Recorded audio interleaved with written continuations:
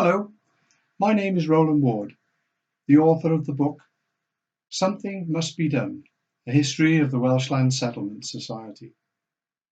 The blog, whose website is shown to the right of the slide, was started about a year before publishing and includes most of the material contained in the book.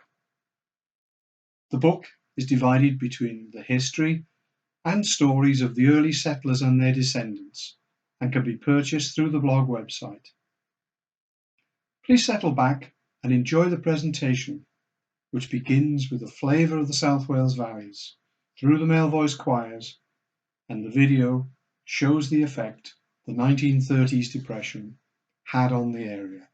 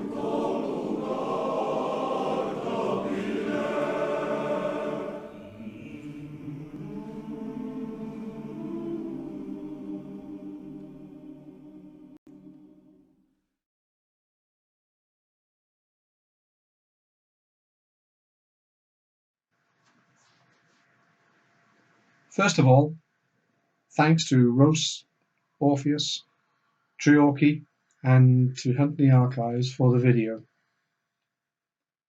What did we see? We saw women doing their washing in the river. All the works were shutting down. Over 60% of men were out of work. Men hanging about on street corners, queues at the dole office, and dangerous hand-picking of coal from the slag tips. What brought this about?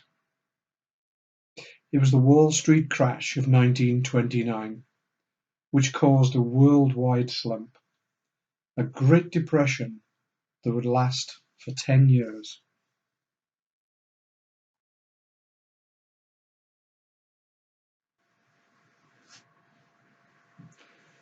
What a terrible impact this had on everyday life, as $25 billion was wiped off the stock market value in America, with a similar effect throughout the developed world, including Great Britain.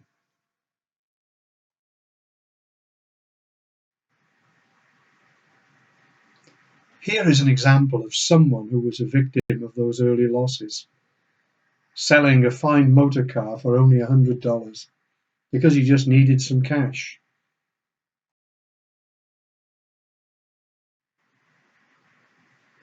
Here are some examples of collieries in the Rhondda. First, Treorchy, and the next slide shows Tylerstown.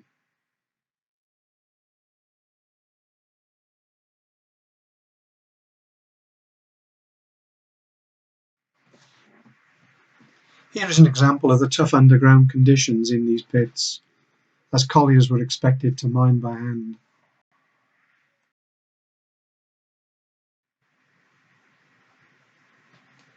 Another example of enforced idleness, as unemployed men gather in Merthyr.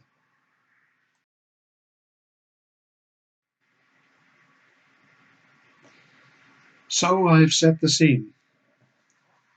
The powers that be had to provide some state help, as market forces were not going to bring work back soon. Here were some of the measures introduced in the 1930s to try to put men back into work. The final one listed here was land settlement.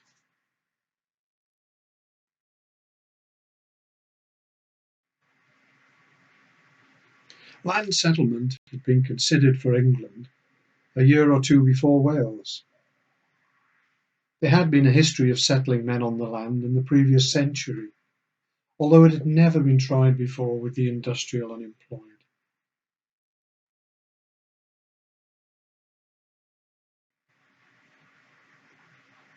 Sir Malcolm Stewart, chairman of London Brick, was the driving force behind the concept, and he offered land in Bedfordshire to start it off. He was supported by other esteemed bodies. The Special Areas Act came into being in 1934. The House of Lords had changed the name of the Act from Depressed Areas to Special Areas before it went for royal assent.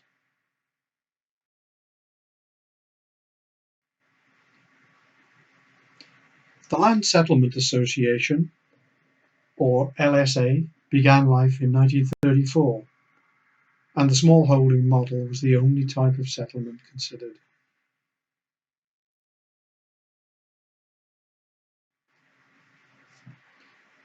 The LSA had early successes, and within 5 years, 700 properties were in production.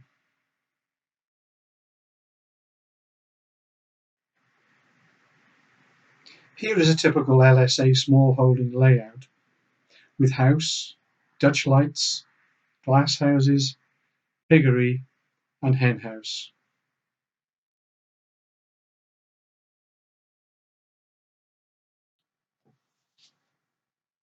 And here is a listing of smallholding farms throughout England. Potton can be seen fourth from bottom, just above Siddlesham, which was the largest. The descendants at Siddlesham and the people who live there now have produced a good website, and the address is siddleshamheritagetrail.co.uk, and well worth a look.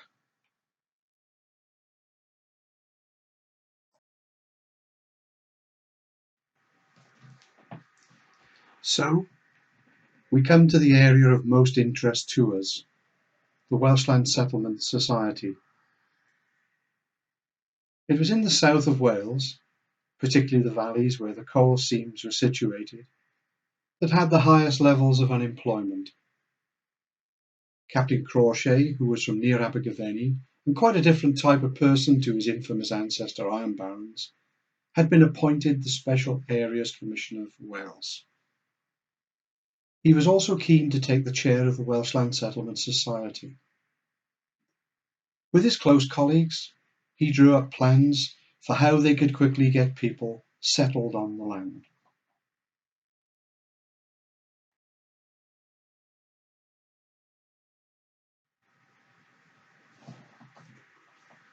Shown here is Captain Crawshay in army uniform. He was also famous for his love of rugby and establishing the well-known touring side, Crawshay's 15.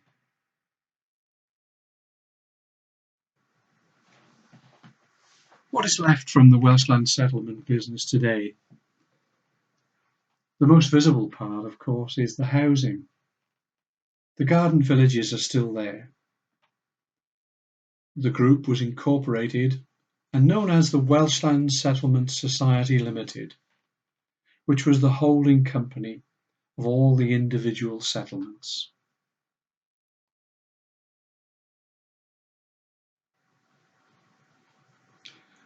Unlike in England, the Welsh Land Settlement Society opted for the cooperative farm model, with only 2 locations being built as small holdings, and Rosemarket was soon adapted to a cooperative.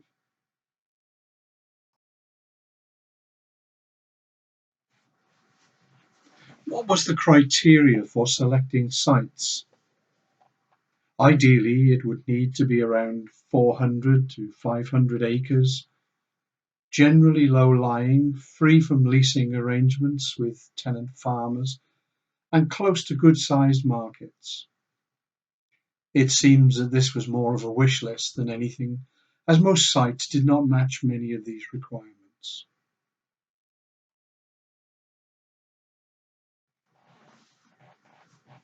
Here is a map of Wales and an illustration of where the settlements were located. You can see they were mainly coastal, therefore low-lying, and close to the large towns and cities in the south: Milford Haven, Swansea, Cardiff, Newport, and in the north, Chester and Liverpool.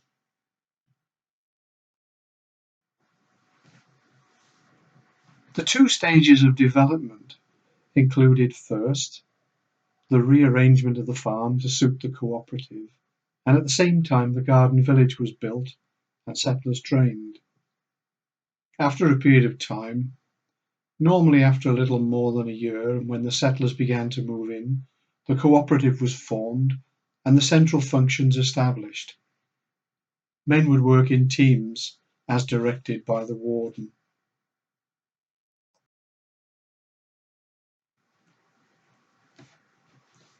The first location, acquired in 1936, was at Boverton, and the garden village adopted the Welsh name of Trebeferod. Boverton is located very close to Llandwyd Major in the Vale of Glamorgan.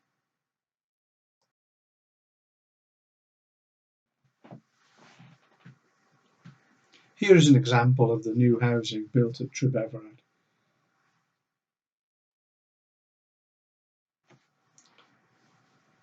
Sealand Welsh Land Settlement in Flintshire was a collection of farms acquired in 1936 and was to be the largest of the settlements at 851 acres. This was the furthest outpost from the settlers' homes in the Rhondda, and it must have been such a tough decision to move so far away.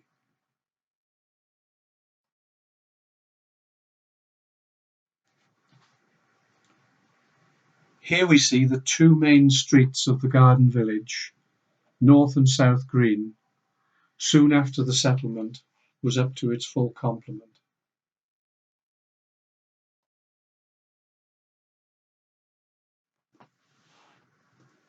Llanfair was the third settlement, and the garden village of Trywen is easily spotted from the main A48 near to Caerwent in Monmouthshire. The next slide will show you the view from the A48 side.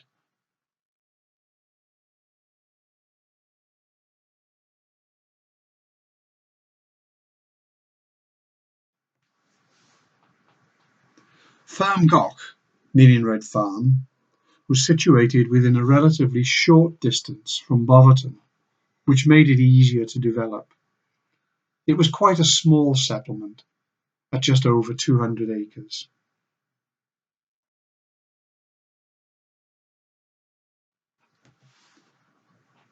The garden village was situated near to the farm, built in an open quadrangle with the usual open space green in front.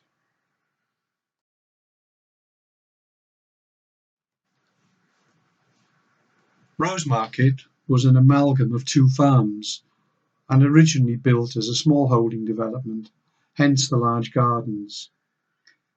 It very quickly reverted to the cooperative style of settlement, although tenants benefited from their large plots and had the best of both worlds.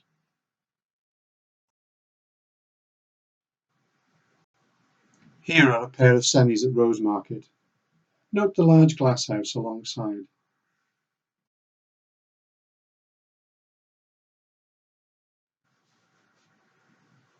Leechpool near Port Stewart, and of course Chepstow, was set up initially by Monmouthshire County Council and was specifically for the unemployed from the distressed areas within the county, mostly from the coal and steel areas of the Monmouthshire valleys.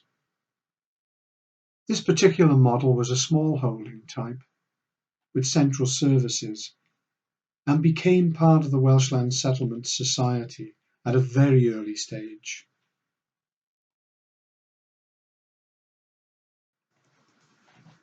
Here is a typical detached cottage on the Leechpool Welsh Land Settlement that consisted of similar properties and also semi-detached properties as well.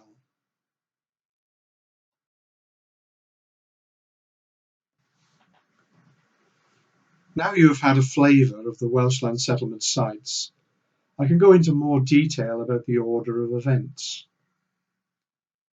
With the building of Boverton and the political attention paid to the concept of land settlement for the long-term industrial unemployed, it was with great delight that the King was welcomed to Boverton during a visit to South Wales in November 1936.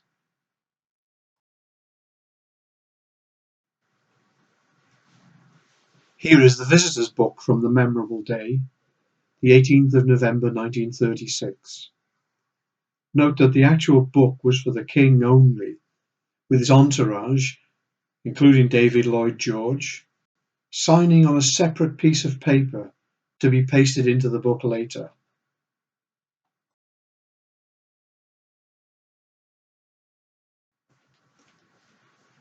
Some of the settlers, standing in line with their World War I medals and wearing their welly boots.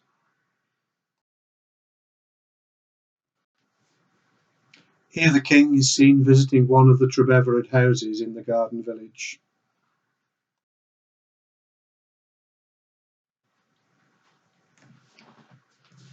The King went on later to visit other places of desperation. Here he is seen at the demolition site of Dowlais Steelworks, where he is said to have uttered the phrase, "Something must be done."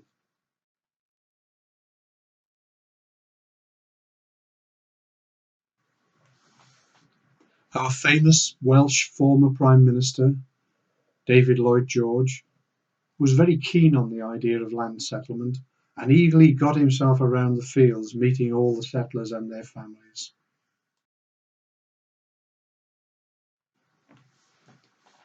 Unfortunately, I'm unable to show you this excellent 3.5-minute film of the King's visit to South Wales.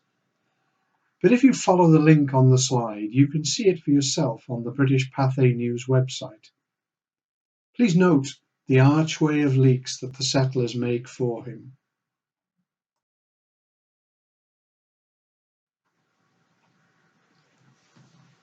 So let us consider some of the detail that goes along with finding people, paying wages, training, and where would they live. The next batch of slides will look at the four headings of recruitment, pay, training, and housing.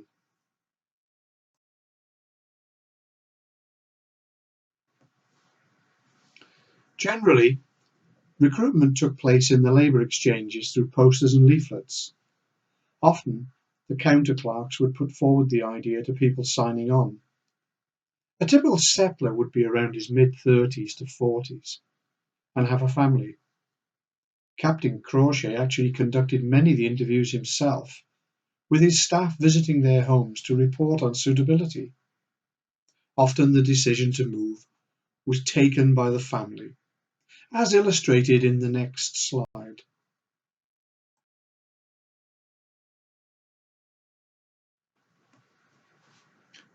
Here we see a small two up and down house in Ferndale that was home to William Samuel Jones and Sarah Jane Evans, where they brought up their 13 children.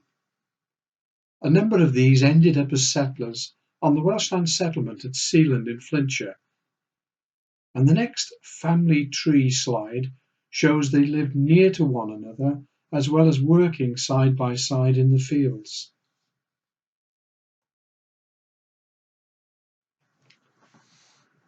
Three of the Jones boys, Ozzy, Henry and Danny, all lived in East Green.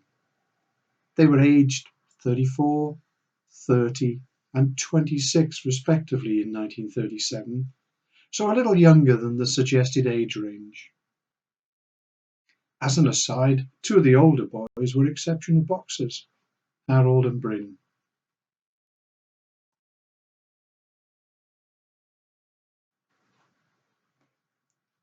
Moving on to pay.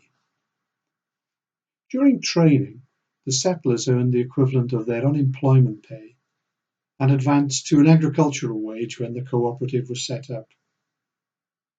This slide and the next is an extract of a letter sent amongst the Jones family from Ferndale, expressing their concern over the levels of pay. After a short time, the settlers were moved on to the Cheshire agricultural rate, which was seen as more in keeping with wages in the Sealand area.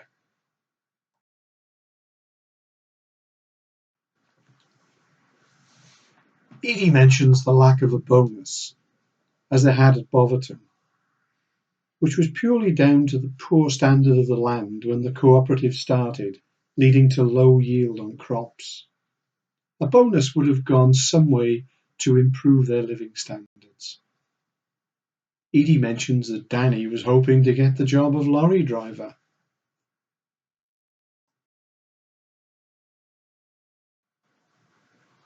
Well, I'm pleased to say Danny got his lorry.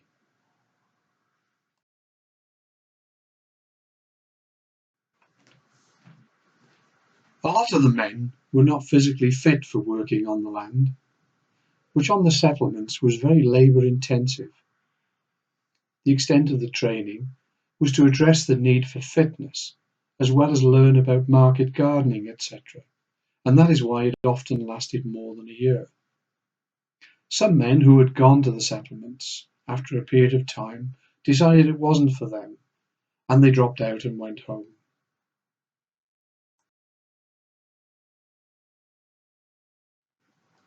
Here we see the settlers at Sealand in the company lorry in the yard of the old manor house.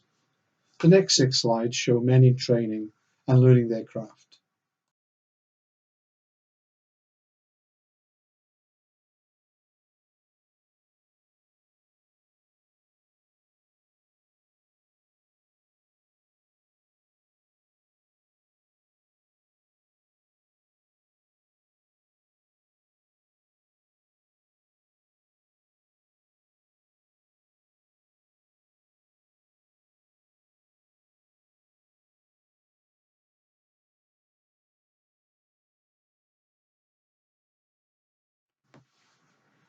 Now we move on to housing.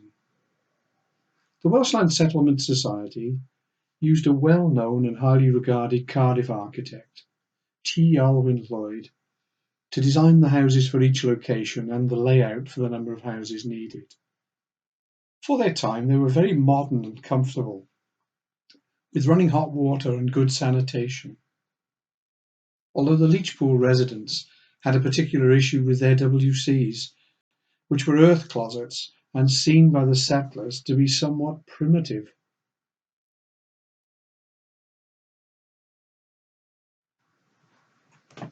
The next 6 slides show how the housing has stood the test of time. All of them remain, with many of them very valuable, particularly those detached houses at Leechpool that have been extended and modernised and now sat in a very desirable commuter belt.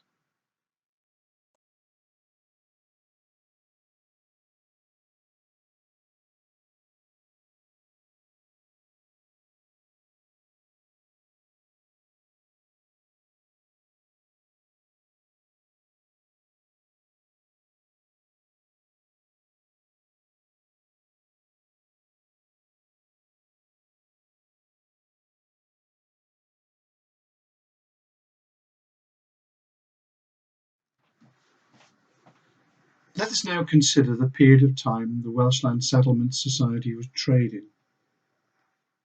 In summary, trading took place from the mid to late 1930s until about 1960, around 25 years for most locations. Fortunes were very mixed. There was success during and just after the Second World War, at a time of food rationing in the UK. This worked against the society as volume was demanded and took precedence over proper crop rotation. Through the 1950s, there was a decline. Mechanisation, labour cost escalation, and natural disasters such as extensive flooding at Sealand didn't help. Rationalisation took place, but the writing was on the wall. Houses sold to local authorities, and land eventually sold.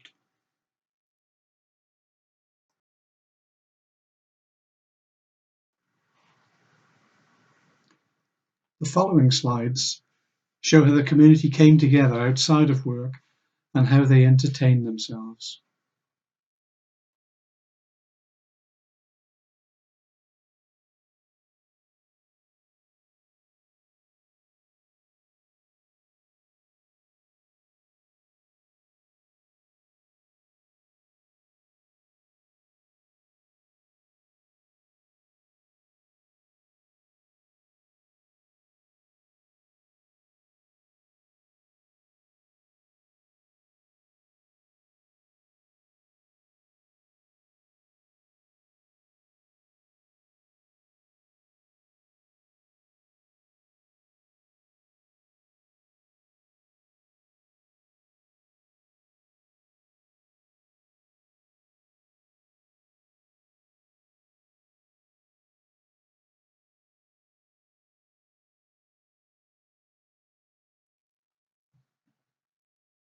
We come to the end of this presentation by asking the question whether it was a success or a failure.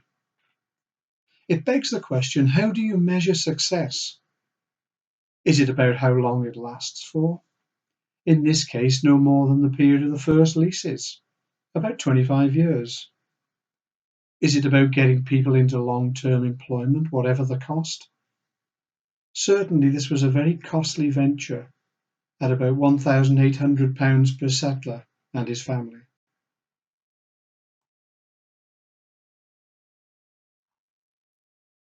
When planning this project in the 1930s, who could factor in the Second World War and its after effects? Who could have imagined the very high levels of pay increases, yet the shop price of your goods remained the same? Everyone grew old together, and no recruitment of younger men was in place.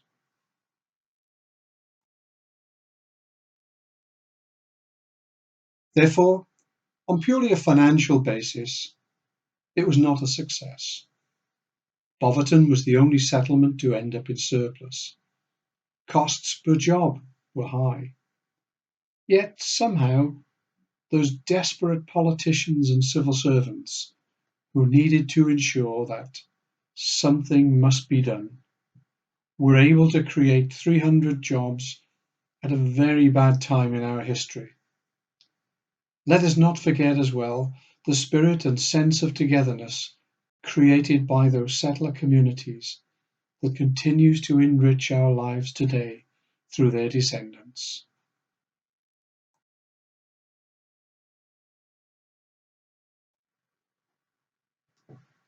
Thank you for taking the time to watch this presentation. I hope that in some way it helps people to understand what went on back then in the 1930s and why that odd mix of houses out there in the countryside are there at all. Now you know. Goodbye.